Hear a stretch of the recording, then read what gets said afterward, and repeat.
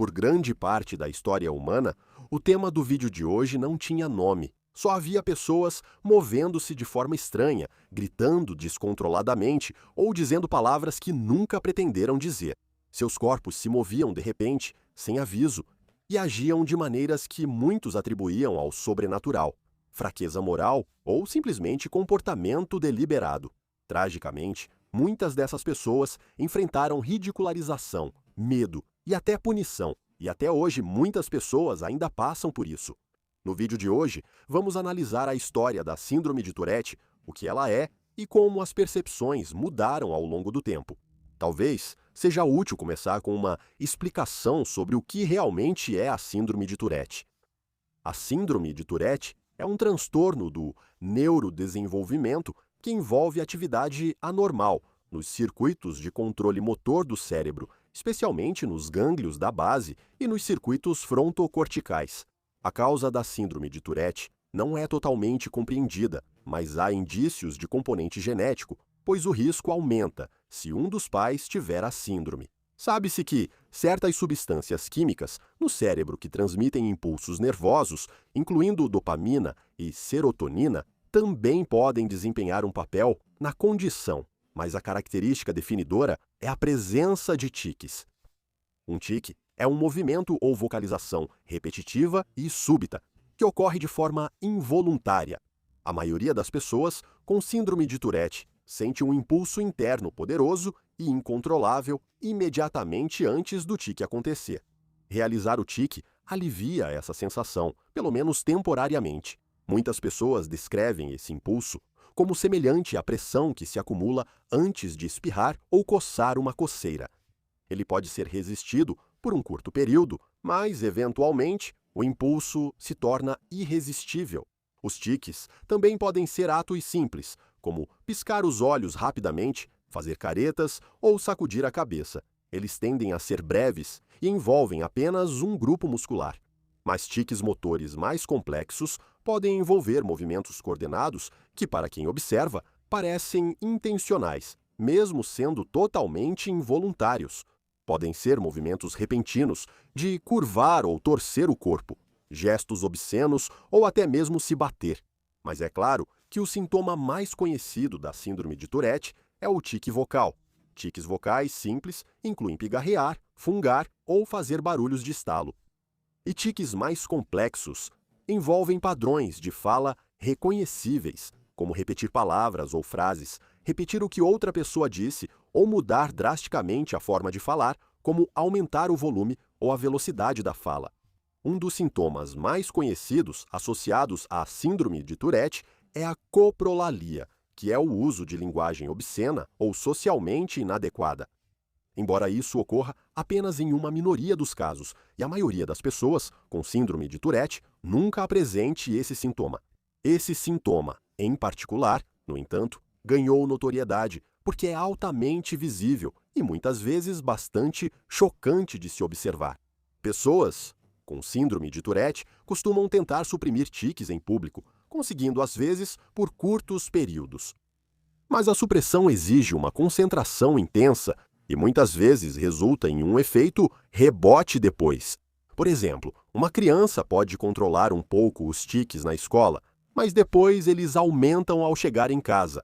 Esse padrão intrigou os primeiros médicos e contribuiu para a crença de que o comportamento poderia ser psicológico ou uma busca por atenção em vez de neurológico. A Síndrome de Tourette frequentemente ocorre junto com outras condições, principalmente TDAH, TOC e diversas dificuldades de aprendizagem. Acredita-se que até uma em cada 100 crianças tenha Síndrome de Tourette, embora a gravidade varie bastante. O transtorno também é de 3 a 4 vezes mais comum em homens do que em mulheres. Os sintomas tendem a ser mais intensos na infância, e para muitos, eles diminuem com o tempo, embora raramente desapareçam completamente. A maioria dos casos é leve, com indivíduos apresentando apenas pequenos tiques motores, ocasionais, que diminuem gradualmente com a idade. Mas há muitas pessoas com casos graves que são altamente disruptivos, envolvendo movimentos constantes, vocalizações e explosões socialmente inadequadas. Apesar da prevalência alta, a síndrome de Tourette foi pouco compreendida por séculos e, antes mesmo de ter nome, acredita-se que muitas figuras históricas tinham Tourette. Um exemplo notável é o do Dr. Samuel Johnson. Ele ficou famoso por seus extensos escritos e contribuições para a língua inglesa, incluindo seu Dicionário da Língua Inglesa. Johnson recebeu de alguns um diagnóstico póstumo de síndrome de Tourette por causa de seus tiques. É relatado que ele cacarejava como uma galinha e movia o corpo de maneira involuntária com frequência. Ele também agia de forma compulsiva, contando seus passos e realizando certos movimentos antes de atravessar o limiar de um cômodo, levando alguns a verem uma comorbidade com toque. Não se pode saber com certeza, mas é interessante interpretar o passado e notar que condições como a síndrome de Tourette fazem parte da história humana há muito tempo. Durante boa parte da história, os sintomas da síndrome de Tourette eram vistos como sinal de possessão ou bruxaria. Um livro chamado Malleus Maleficarium, escrito no século XV durante o auge da Inquisição, contém um dos primeiros relatos escritos sobre a síndrome de Tourette. O livro foi feito como manual para inquisidores, ajudando-os a identificar sinais de bruxaria e heresia.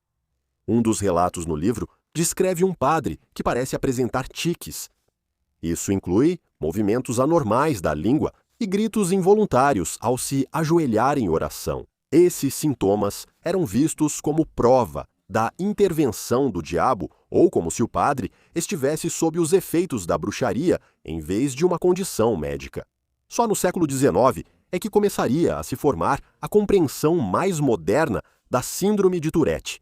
Em 1825, um texto médico escrito por um médico francês chamado Jean-Marc Japard trouxe o relato de uma mulher aristocrata cujos sintomas teriam começado na infância.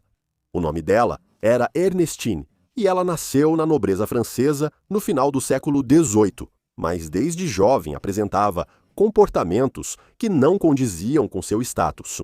Ela desenvolveu movimentos faciais súbitos e espasmos que pareciam involuntários e, com o tempo, esses movimentos passaram a ser acompanhados por vocalizações incontroláveis. Mas para sua família, o aspecto mais perturbador de sua condição era que ela, sem aviso, gritava palavras obscenas e insultos direcionados justamente às pessoas com quem estava conversando. Esses surtos aconteciam na alta sociedade, em reuniões formais e até mesmo na igreja. Para uma mulher de status aristocrático na França do século XVIII, esse tipo de comportamento era escandaloso. Observadores a descreviam como inteligente e bem educada entre os episódios. Ela claramente entendia que as palavras que gritava eram inadequadas, mas parecia incapaz de evitá-las.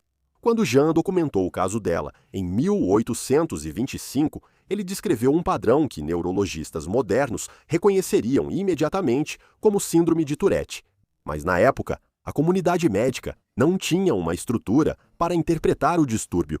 Alguns médicos especulavam que os sintomas dela representavam uma forma de histeria. Alguns achavam que era psiquiátrico. Mas o caso foi cuidadosamente registrado e décadas depois provaria ser crucial. No final do século XIX, a neurologia francesa estava passando por um rápido desenvolvimento. Trabalhando sob a orientação do famoso neurologista Jean-Martin Charcot, um jovem médico foi encarregado de estudar distúrbios de movimento incomuns. O nome desse jovem médico era Georges Gilles de La Tourette.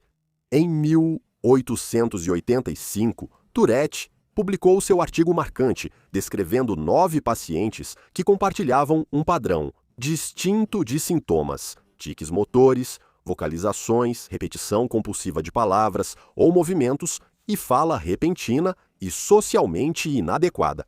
Ao examinar a literatura médica histórica, Tourette percebeu que um caso previamente documentado correspondia quase perfeitamente aos seus padrões. Era o caso de Ernestine. Seus sintomas haviam sido registrados 60 anos antes, mas agora, de repente, faziam sentido. Tourette concluiu que esses indivíduos estavam passando pelo mesmo transtorno.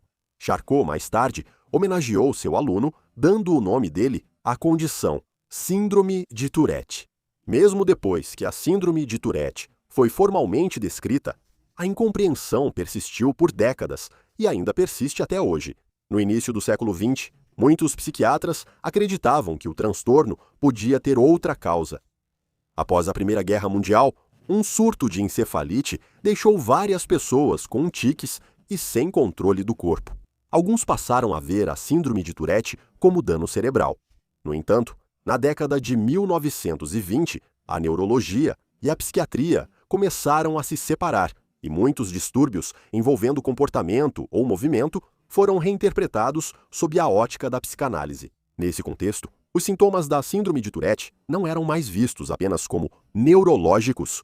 Em vez disso, eles passaram a ser cada vez mais interpretados como manifestações de conflitos internos, reprimidos, frequentemente com um componente sexual. A partir da década de 1920, alguns psiquiatras começaram a propor que os tiques e vocalizações observados em pacientes com síndrome de Tourette estavam ligados a desejos sexuais reprimidos. A teoria psicanalítica sugeria que, se os impulsos sexuais naturais fossem reprimidos ou punidos, a energia seria redirecionada para outros comportamentos. Pacientes e famílias eram informados de que a causa dos tiques estava neles. Os pais podiam ser avisados sobre restrições excessivas ao desenvolvimento do filho ou que o paciente reprimia seus impulsos naturais. Os pacientes, então, eram submetidos à psicanálise, punições comportamentais e outros tratamentos ineficazes. Mas logo ficou claro que algo mais precisava ser feito. Essa mudança veio com a introdução de tratamentos à base de medicamentos e o uso de antipsicóticos. Em 1968, descobriu-se que o haloperidol, um bloqueador de dopamina, reduzia os tiques em pacientes com síndrome de Tourette. Essa descoberta foi feita por Arthur e Elaine Shapiro, que mais tarde fundaram a Associação da Síndrome de Tourette em 1972, e eles defenderam a ideia de que a síndrome de Tourette era um distúrbio neurológico. No final do século XX, com os avanços da tecnologia, pesquisadores confirmaram que a síndrome de Tourette envolve anomalias nos circuitos neurais que controlam o movimento e a regulação dos impulsos. Hoje, ela é entendida como uma condição do neurodesenvolvimento, não como uma falha de caráter ou um distúrbio psiquiátrico. Agora, uma coisa é entender o que é a síndrome de Tourette, outra é aceitar as pessoas com Tourette. Tiques podem ser constrangedores para quem os tem e para quem observa. Já houve vários documentários sobre pessoas com Tourette, mas talvez nenhum tão impactante quanto John is Not Mad.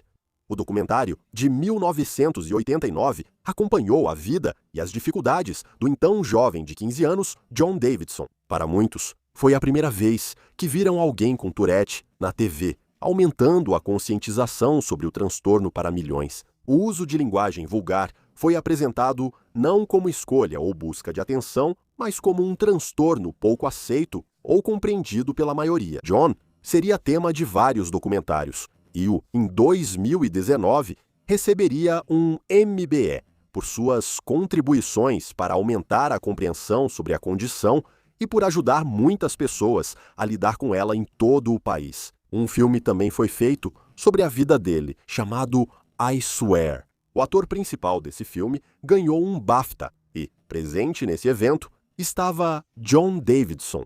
Mas durante a cerimônia, enquanto dois atores negros estavam no palco, John gritou um insulto racial. Isso, é claro, foi um tique involuntário. Mas o ator Jamie Foxx criticou publicamente Davidson, chamando o incidente de inaceitável e questionando se foi realmente involuntário, o que mostra como o filme e a conscientização são importantes. Pessoas que vivem com a síndrome de Tourette frequentemente enfrentam muito mais do que apenas os sintomas físicos dos tiques. Muitos também sofrem de ansiedade e depressão significativas. Em ambientes sociais, movimentos repentinos ou explosões vocais podem atrair atenção indesejada e, como resultado, muitos indivíduos ficam mais vulneráveis ao bullying, especialmente em uma idade jovem.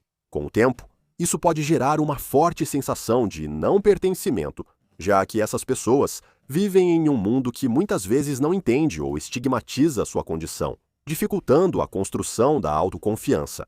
O tratamento histórico das pessoas com Tourette mostra como as sociedades reagem a comportamentos que não entendem. Por séculos, indivíduos que apresentavam esses sintomas eram interpretados como loucos ou possuídos por demônios. Mas mesmo com o avanço da compreensão, nossa aceitação pode não acompanhar, e isso é algo que ainda precisa mudar para melhor.